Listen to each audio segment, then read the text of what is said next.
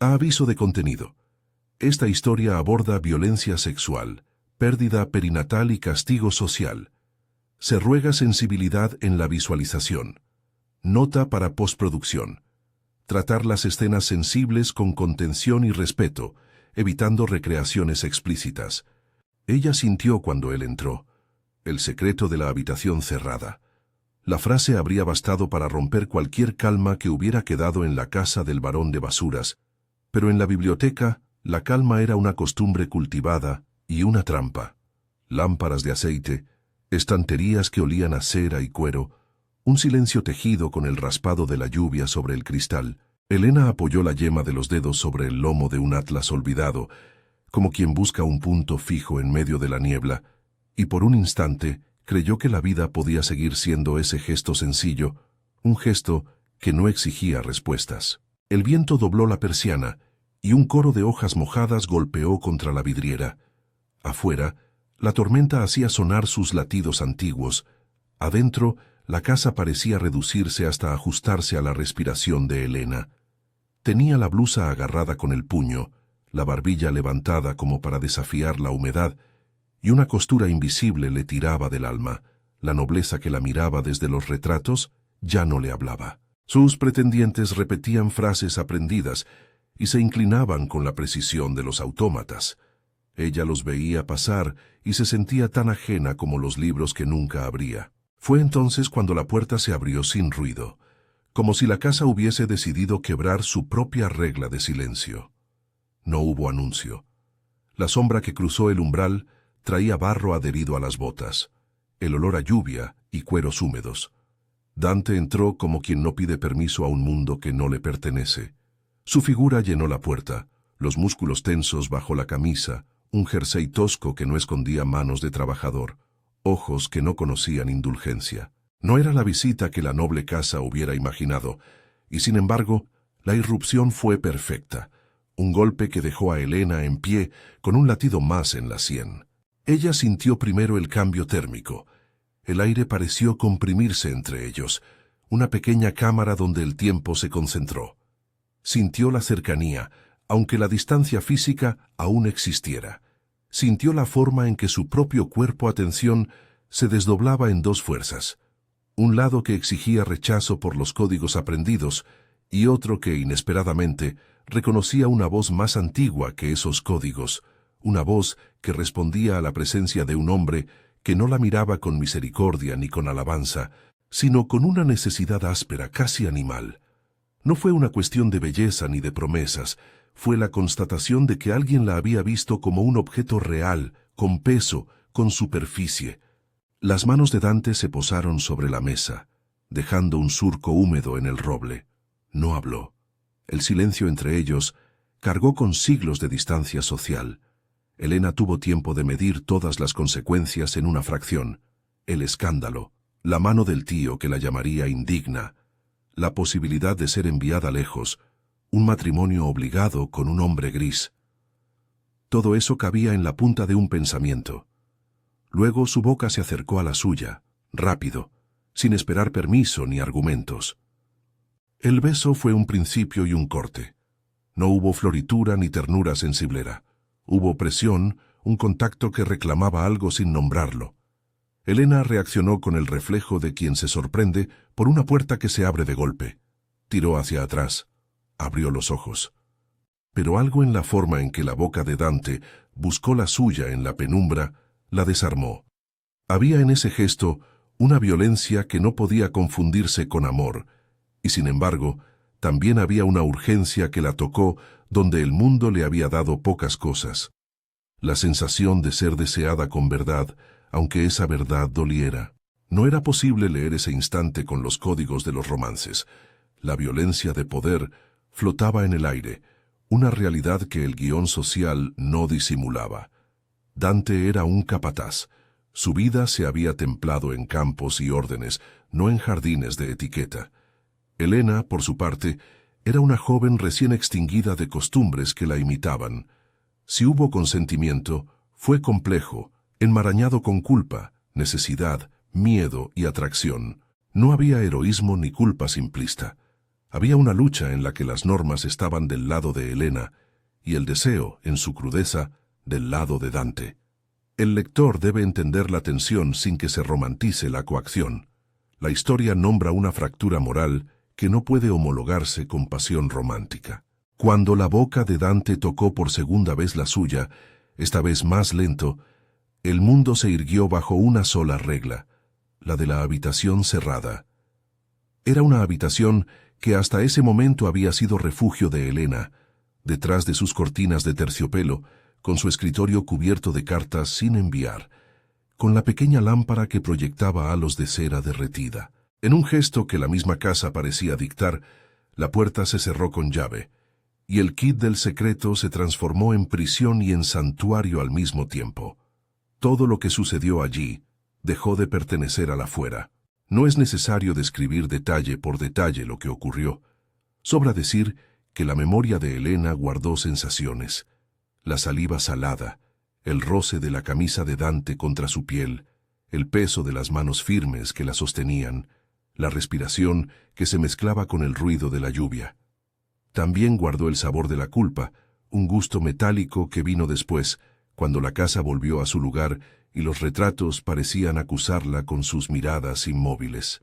En la mañana siguiente, la biblioteca parecía intacta salvo por un pequeño rastro en la alfombra, una mancha oscura que el agua no había borrado. La habitación cerrada se volvió un objeto doblemente simbólico. Era el lugar del crimen íntimo, si uno podía llamarlo así, y el cofre donde se cerraba el secreto. Cada vez que Elena cruzaba la estancia, la cerradura le recordaba que había un fragmento de su vida que no cabía en la etiqueta de su estirpe. Aquello se alimentaba del silencio de la casa, y el silencio a su vez alimentaba su confusión. Pasó días contemplando con un interés que rozaba la ciencia la manera en que su pulso se alteraba al recordar el contacto, la manera en que un nombre, el de Dante, brotaba en su boca como si hubiese sido una palabra nueva aprendida por fuerza. Dante, por su parte, no era hombre de palabras largas. Regresaba a la casa con la ropa aún mojada, los guantes con tierra, y la mirada cargada de algo que no era orgullo ni arrepentimiento fácil.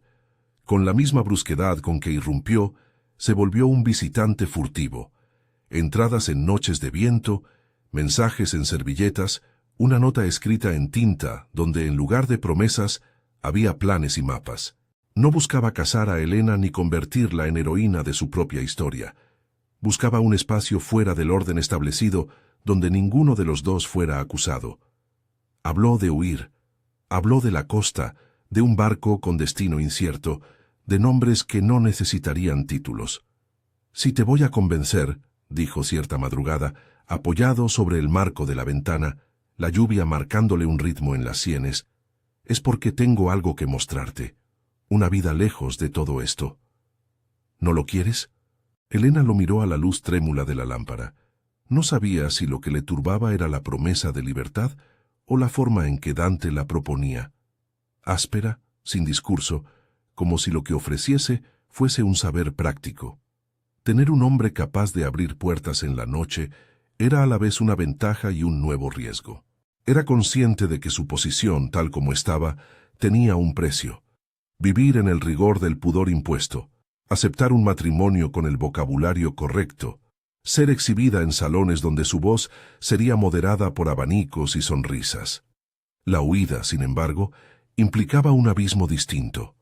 La vulgaridad de no pertenecer a ninguna familia, la sospecha desenfrenada de los agentes del tío, la posibilidad de que, si las cosas salían mal, su castigo sería más duro.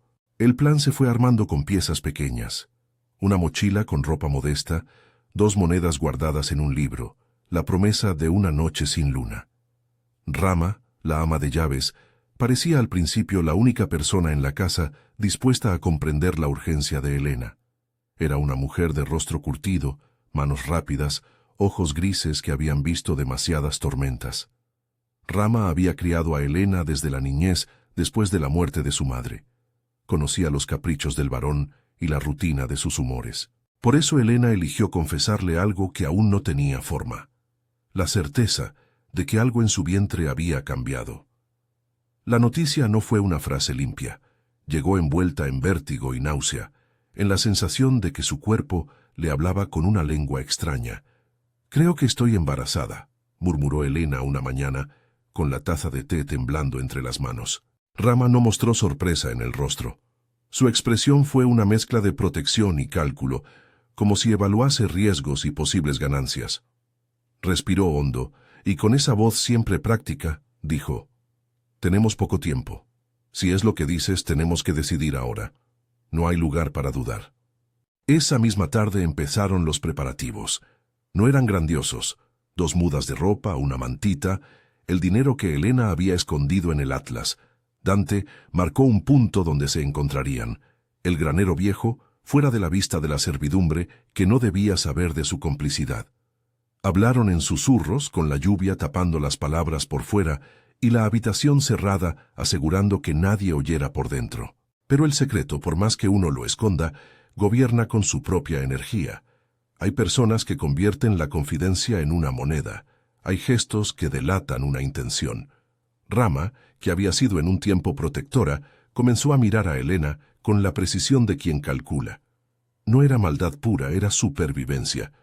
Con cada día que pasaba, la ventaja de estar cerca del varón aumentaba sus opciones.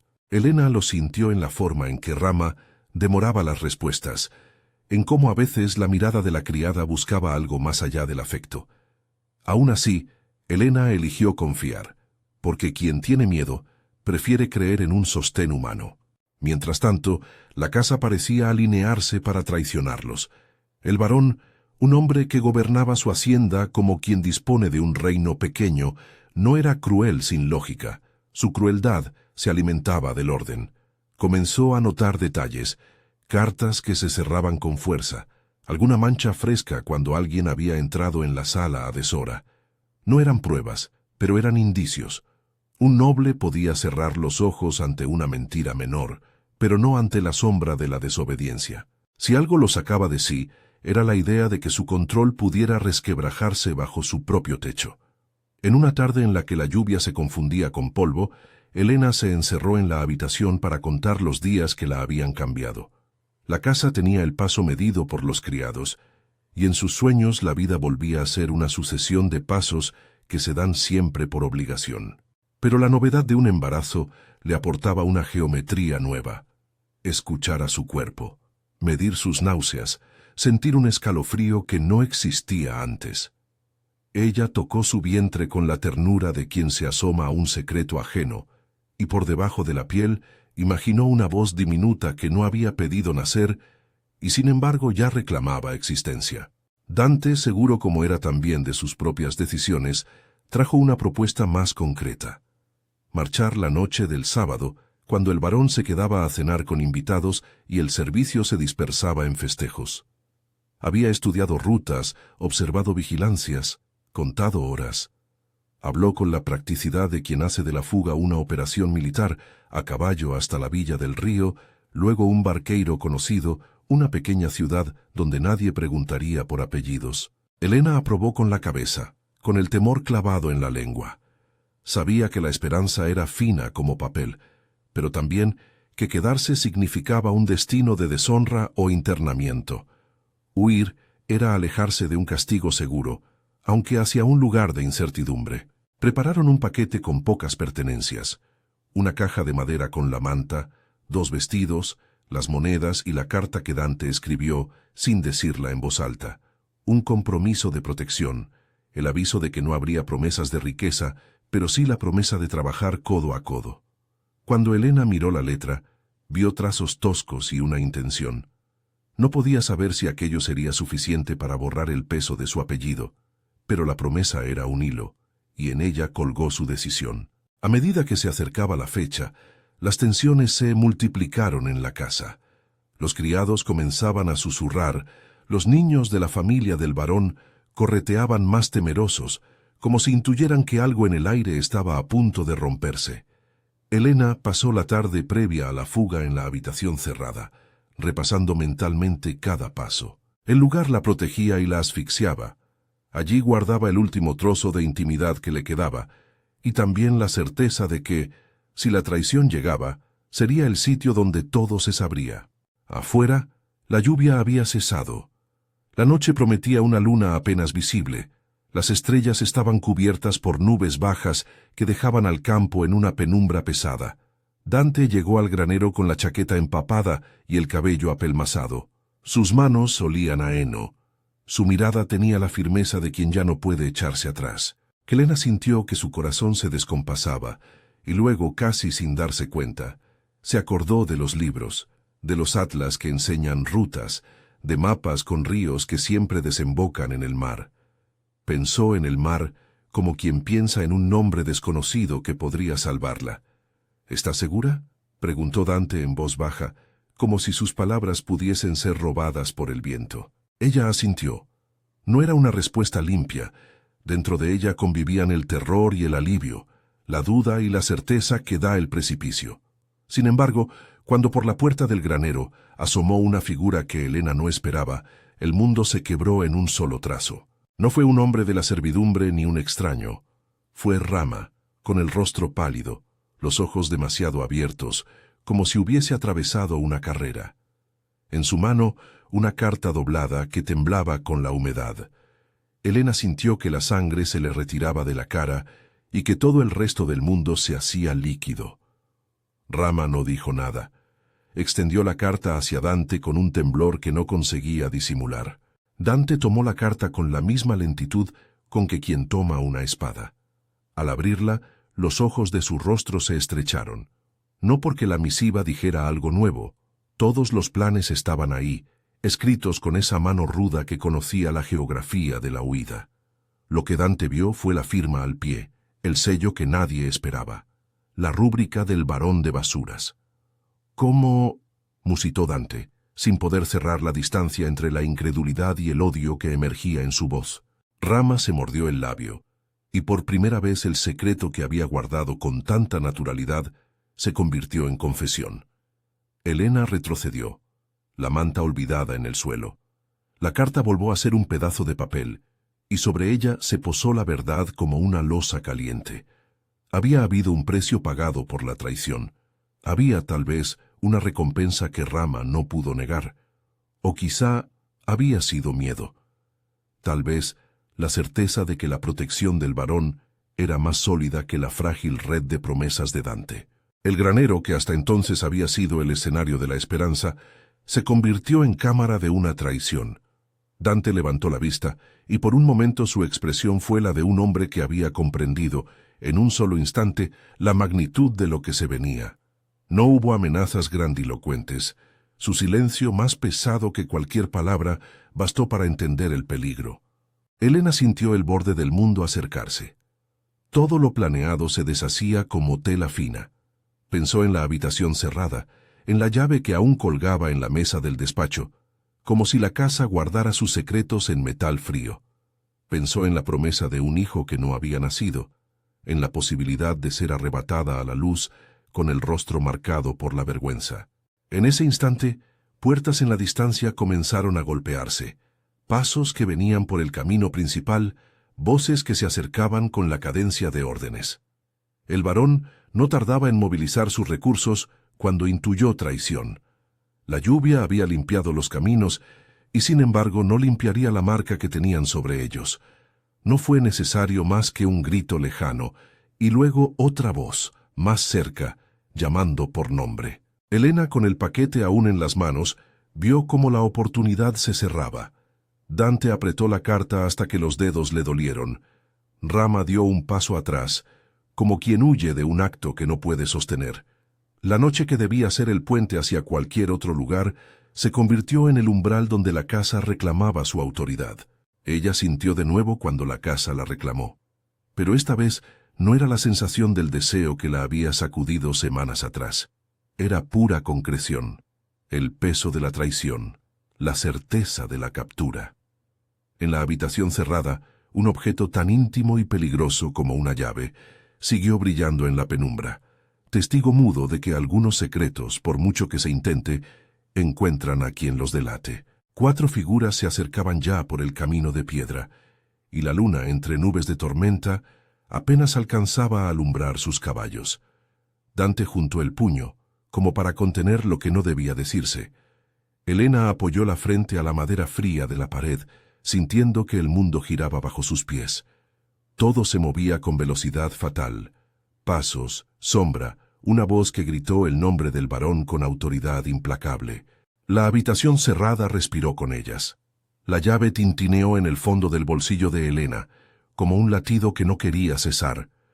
La escena quedó suspendida en un aliento compartido, la promesa rota, la traición materializada, la posibilidad de que nada, de ahora en adelante, fuera igual.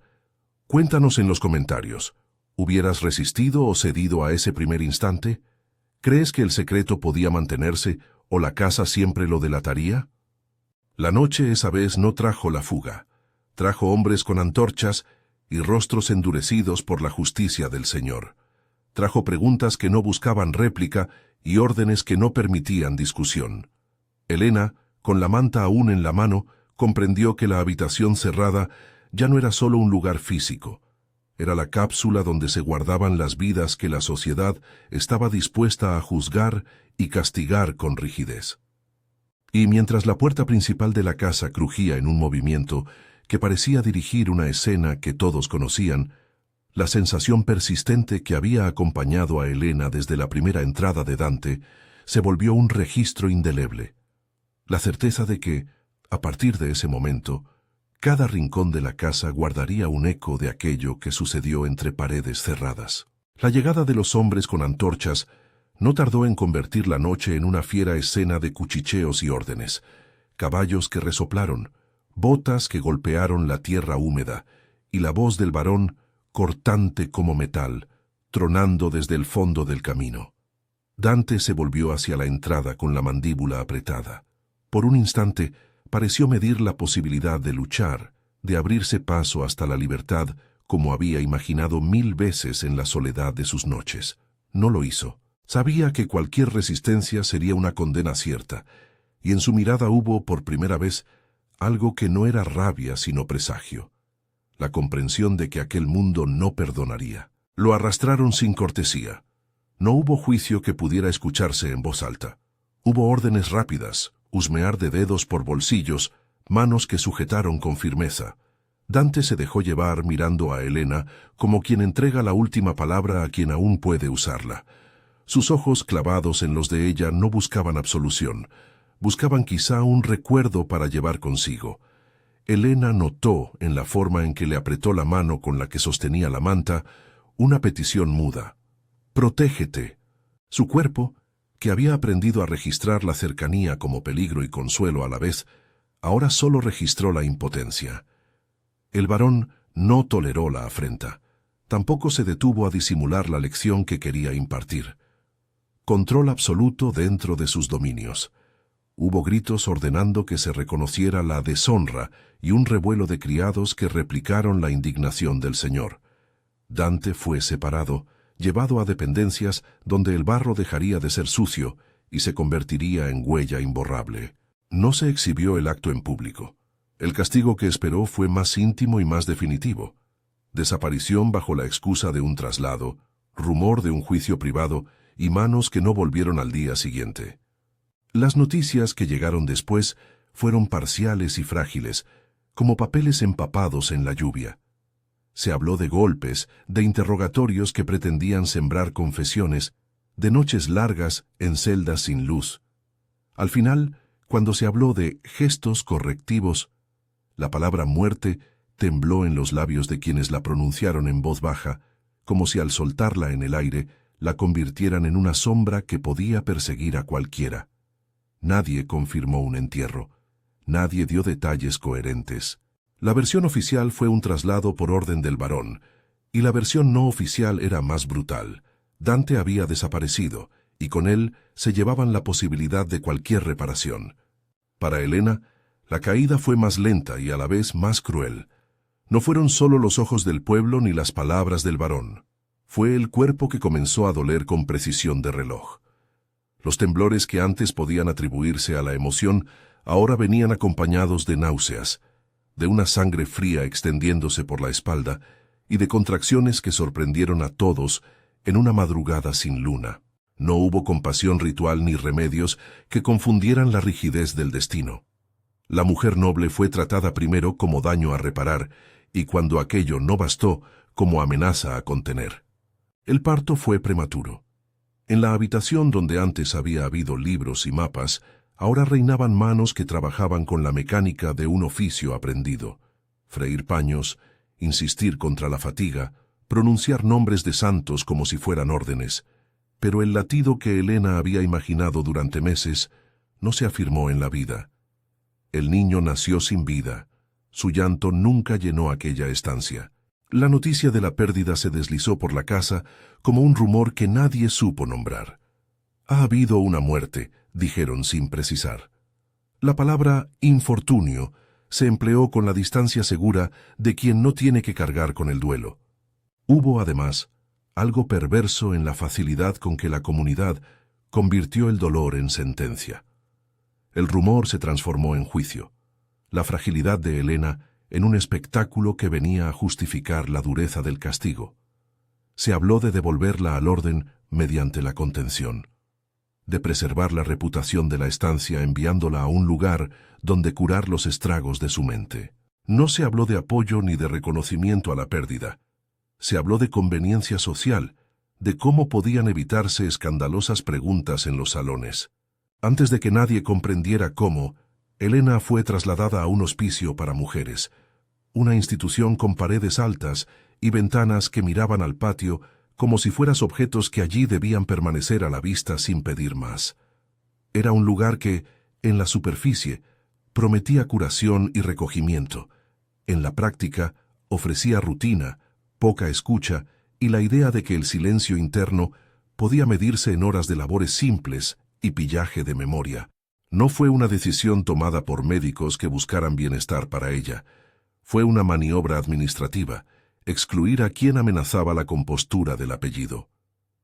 Los primeros días en la institución fueron un paisaje de ausencias. A Elena la bañaron con manos que no la reconocían, le dieron medicamentos cuyo propósito confesional era apaciguar, y le asignaron una litera cerca del patio donde un rosal crecía entre grietas. La habitación cerrada que la había marcado ya no era más que una nota que resonaba en su interior, pero la casa nueva tenía su propio cerramiento. Rejas, horarios, la voz monocorde de una directora que consideraba la compostura como el más alto de los bienes. Elena aprendió a medir el tiempo por el tintineo de la llave en la puerta de la cocina, por el paso de las mujeres que cosían, y por las noches en que la lluvia golpeaba, lejos, olvidada. En el hospicio quedó suspendida una versión de Elena, la que reía en las cartas sin enviarlas, la que miraba el horizonte a través de los barrotes como si buscara el mar, la que a veces hablaba en voz baja y otras veces no pronunciaba palabra alguna. Había días en los que su mirada se perdía y otros en los que parecía escuchar un latido que sólo ella conocía. Los nombres que habían sido su mundo, Barón, Dante, Rama, regresaban a ella como sombras en un cuarto que ya no guardaba libros. Regresaban transformados en ecos que se dejaban oír en la pulsación del dolor.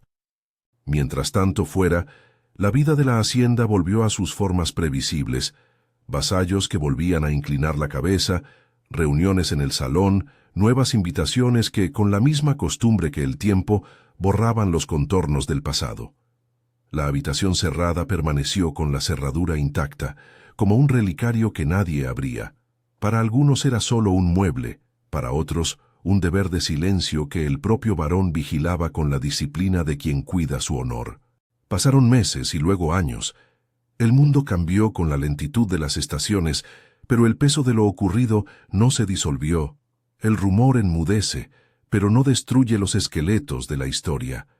Elena envejeció a su manera dentro del hospicio, no en arrugas visibles, aunque hubo muchas, sino en la manera en que la luz de sus ojos se volvía cada vez más contenida, más como la de alguien que guarda fogatas para otras manos. Dejó de escribir casi por completo. Escribió, sin embargo, una vez, una carta que nunca enviaría. En ella no estaba la acusación. Había, en cambio, la voluntad de nombrar una verdad que ni la dureza del castigo ni la falta de justicia habían conseguido apagar.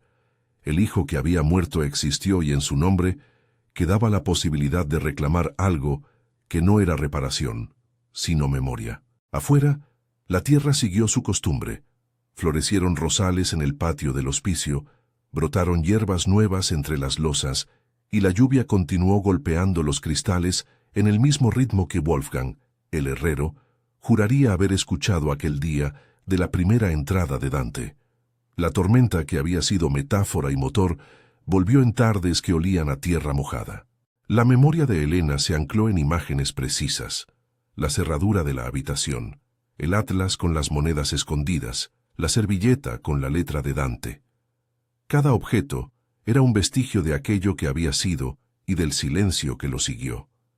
15 años después de aquellas noches de antorchas y huidas frustradas, ocurrió algo que nadie pudo prever.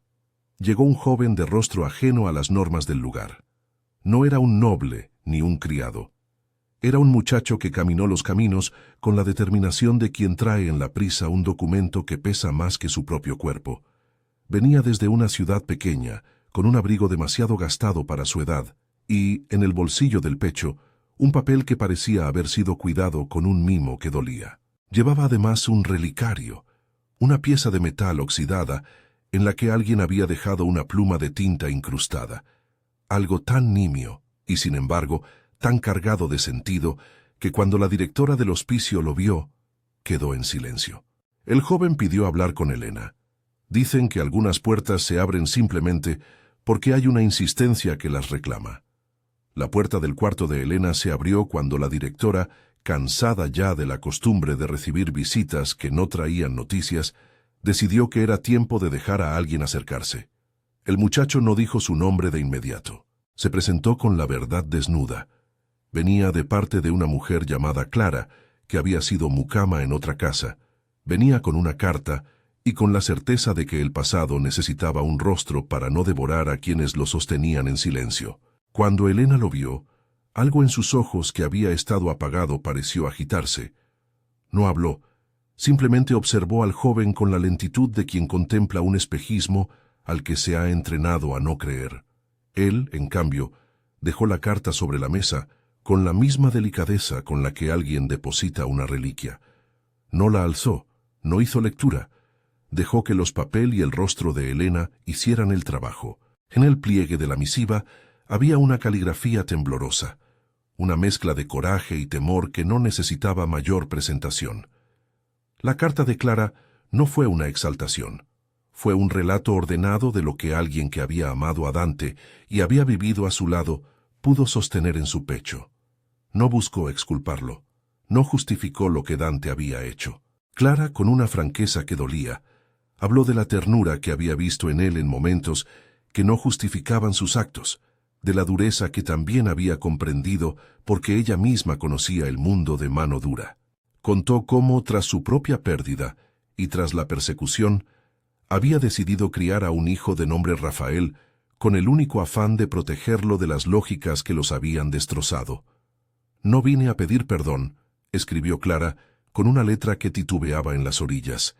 «Vine a dejar una verdad a quien pueda oírla. Rafael es hijo de Dante. Te lo entrego, Elena, porque creo que tu silencio también merece compañía». La carta no fue un ataque ni tampoco un ruego. Fue algo más honesto. La petición humilde de que alguien reconociera el vínculo que nadie había querido nombrar. Clara relató cómo Dante, después de aquellos días, había sido sometido a homicidios menores de intimidad, golpes que no perdonan la carne ni la memoria, y cómo finalmente había desaparecido de los caminos como si el mundo hubiese decidido borrarlo. Ella no añadió heroísmos ni confesiones grandilocuentes sobre la moral de su amado. Dijo solamente que amó y que la vida de Rafael era la prueba tangible de aquello que había quedado oculto bajo la alfombra de la casa del barón. Al escuchar la lectura de la carta, porque fue leída en voz alta por la directora delante de Elena y del joven, se abrió una grieta en la quietud que rodeaba a la mujer.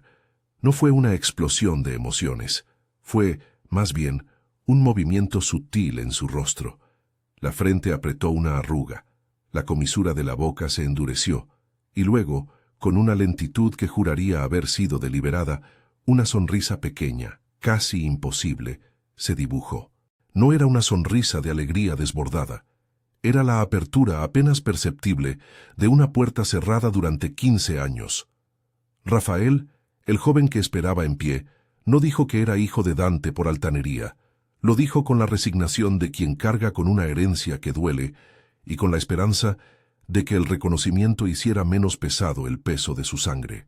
Traía consigo pequeñas pruebas: un trozo de tela que coincidía con una camisa que Dante había tenido, una pluma vieja que había pertenecido a Elena, según la carta de Clara, había sido hallada en manos de Dante en los últimos días que compartieron, y la convicción de que la verdad debía salir del silencio y descansar en alguna boca que la nombrara sin eufemismos ni indulgencias. Helena lo miró mucho tiempo antes de confiarle una palabra.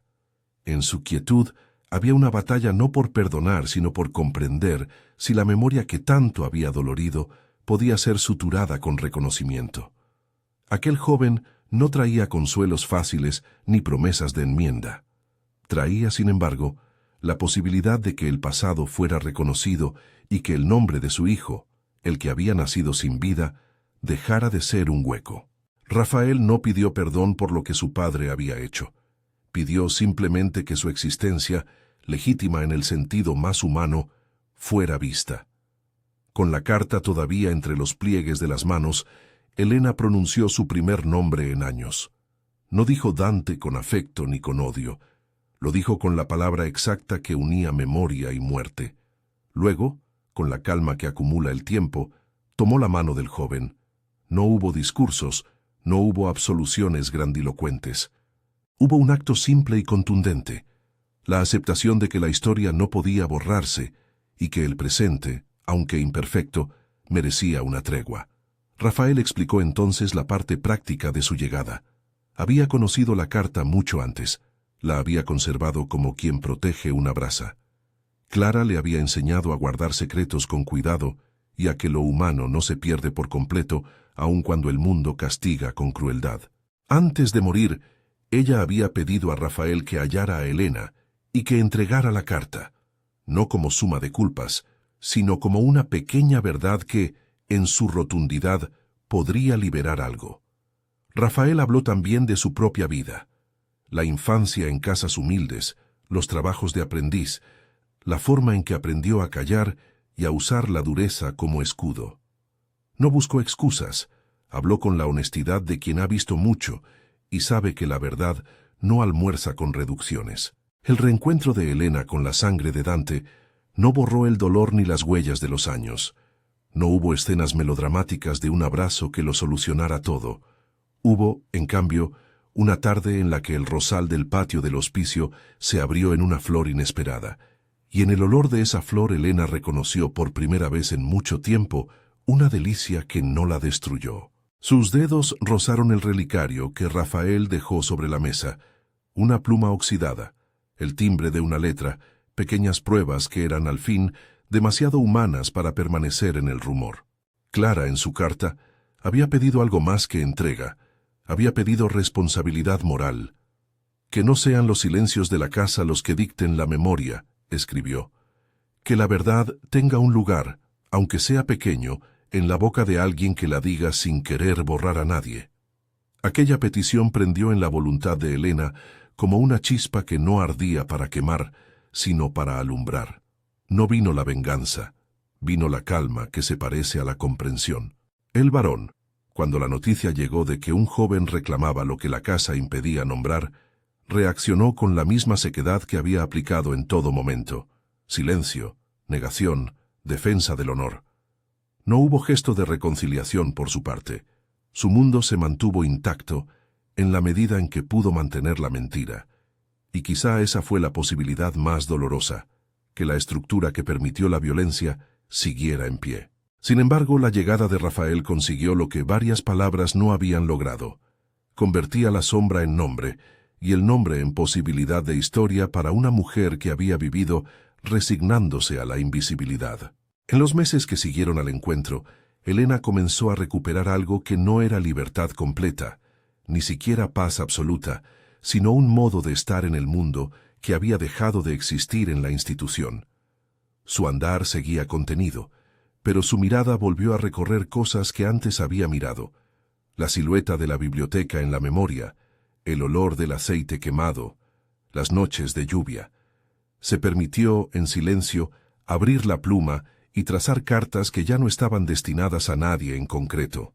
En ellas hablaba de pequeñas cosas, el color de la lluvia, el gusto de una sopa bien hecha, y en esa simplicidad ganó el terreno que el tiempo le había arrebatado.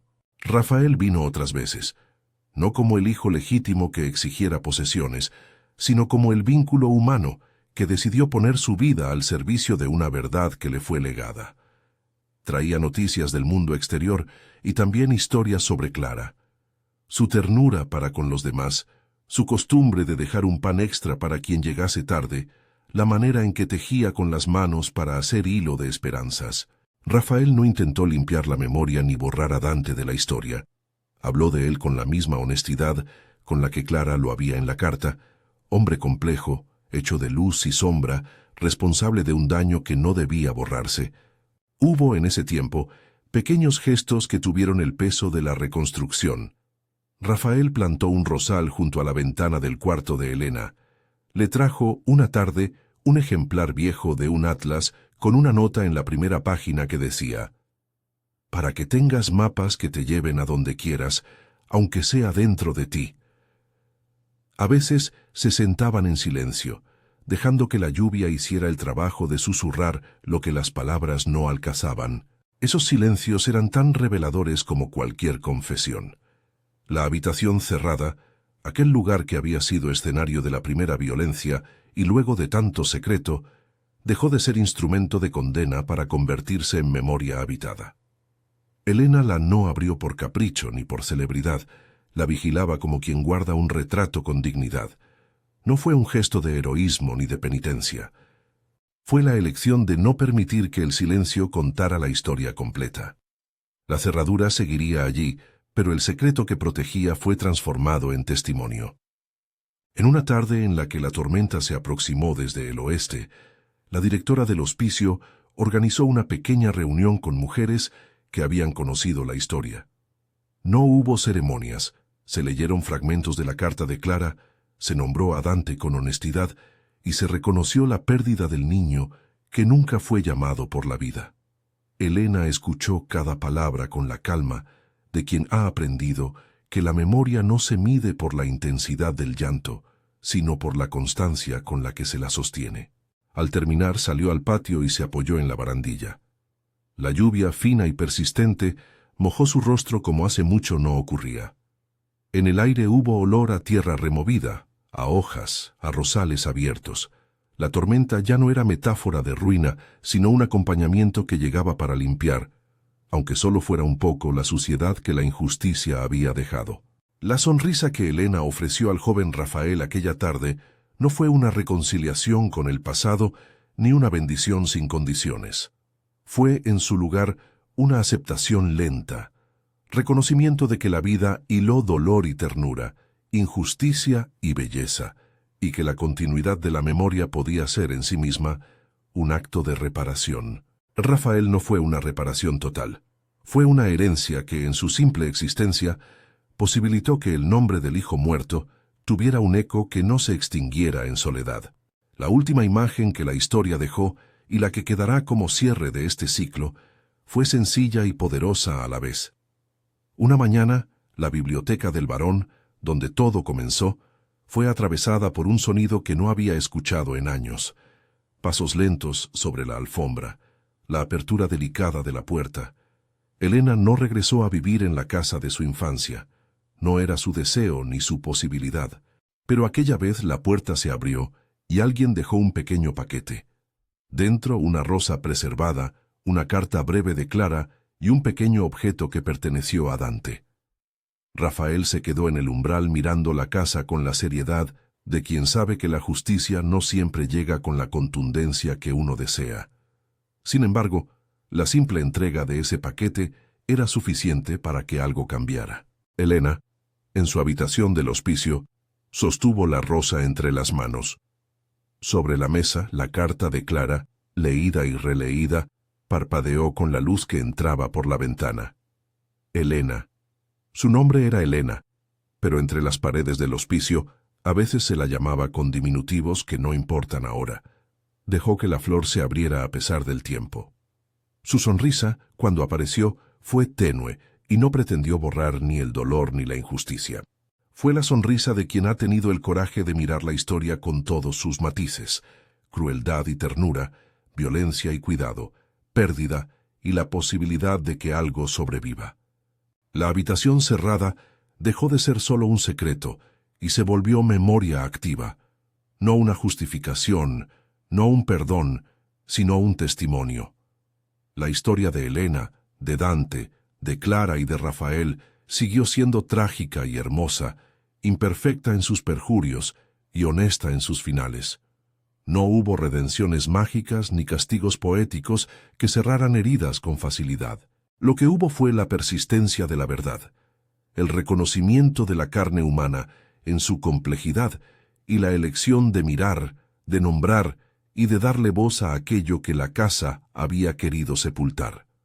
Si esta historia te ha tocado, suscríbete para más relatos de época y comparte en los comentarios qué personaje te conmovió más o qué parte de la historia crees que aún resuena hoy.